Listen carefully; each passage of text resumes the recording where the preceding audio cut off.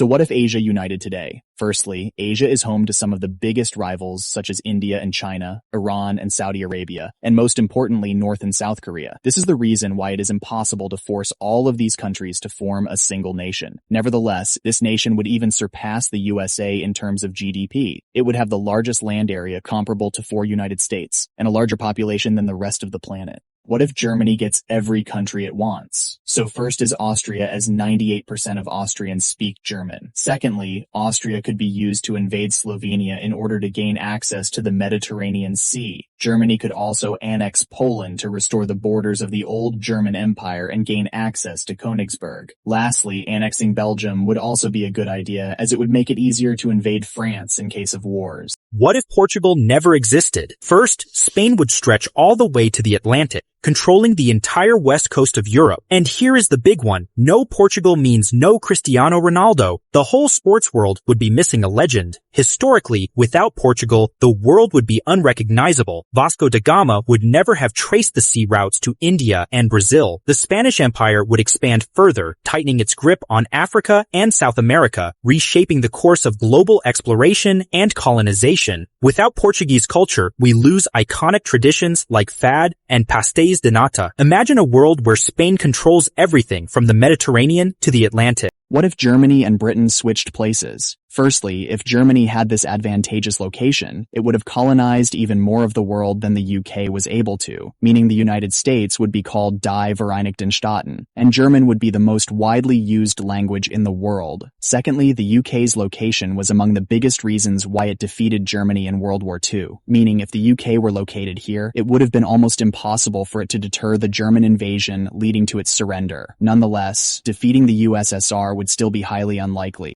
These European countries might not exist in the future. Firstly, we have Moldova, where support for joining Romania is continuously increasing, mainly due to 2 reasons. Firstly, they share an extremely similar culture. And secondly, Romania is a part of the EU, which means Moldova could benefit financially from this union. Kosovo also has a great chance of uniting with Albania, as over 94% of its population is Albanian. Lastly, we have Belgium, where the 2 regions called Flanders and Wallonia have completely different identities and languages. What if China gets every country it wants? Firstly, it will easily annex Mongolia and Central Asia, as they are rich in resources, which China could use for its massive manufacturing industry. From here, it could also annex the Caucasus, giving it full control from the Pacific to the Mediterranean. Now, with all this acquired power, it would most likely launch a full-scale invasion of India, as India is also not protected by any alliance like NATO. Lastly, it would invade Siberia. However, invading Russia could start the biggest war in world's history.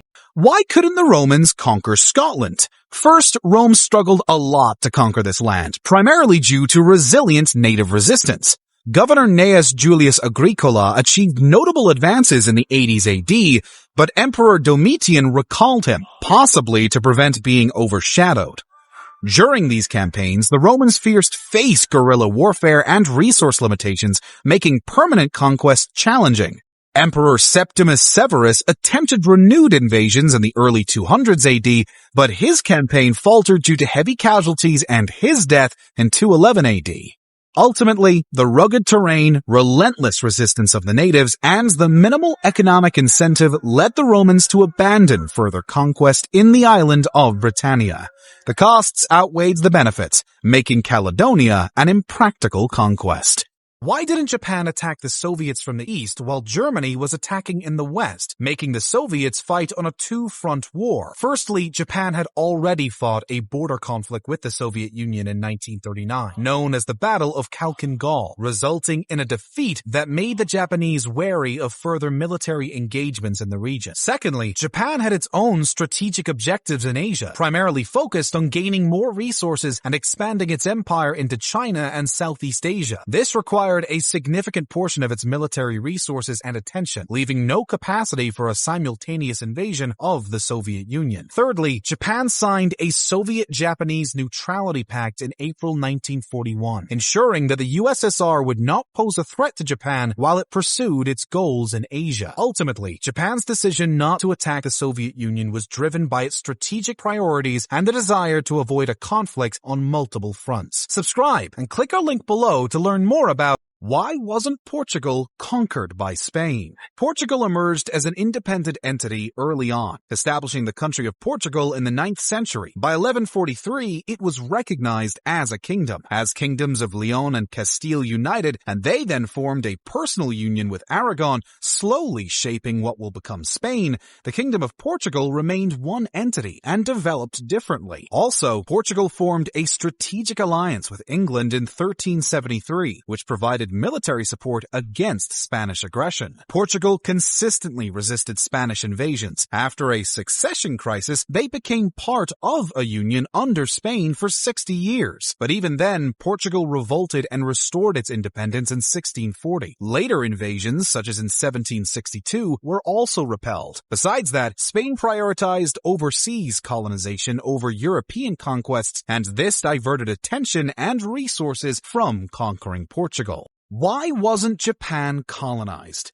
First, its remote location made colonization difficult and costly for European powers. Secondly, by the time Europeans arrived, Japan was militarily strong, having mastered firearms during its civil wars. Economically, Japan's trade relationships provided necessary goods without colonization incentives, and their limited natural resources further reduced European interest. European powers were also preoccupied with conflicts among themselves and with establishing colonies elsewhere. Japan's leaders actively resisted foreign influence by implementing isolationist policies to control trade and to limit Christian evangelization.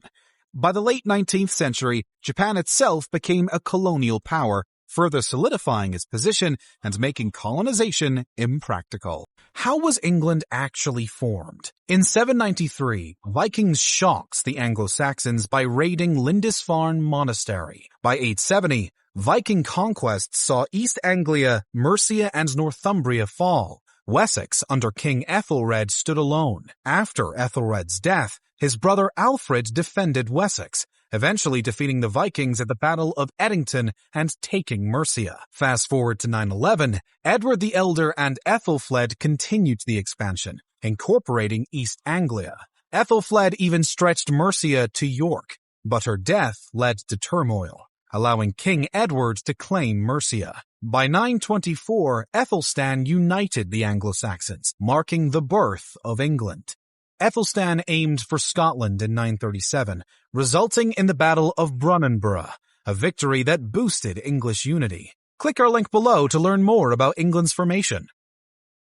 Why did Romania switch sides in World War II? First, by 1944, Germany was in retreat on multiple fronts, and Romania faced a Soviet invasion. King Michael I, alongside his conspirators, arrested Prime Minister Marshal Ion Antonescu, seeking an armistice with the Allies. Romania's earlier alliance with Germany aims to regain lost territories that were annexed by the Soviet Union in 1940. However, as the war's tide turned and with the Soviet army advancing in Romania, continuing the alliance with Germany seemed impractical. By changing sides, Romania aims to avoid complete devastation of the country and Soviet occupation. Even after August 23, 1944, Romania fought against Germany. The country still entered under the Soviet sphere of influence and became a communist dictatorship until 1989. What happened to the Muslim majority of Spain and Portugal? The territory of Spain and Portugal was ruled by Muslim states for hundreds of years. During this time, Islam prospered in this region.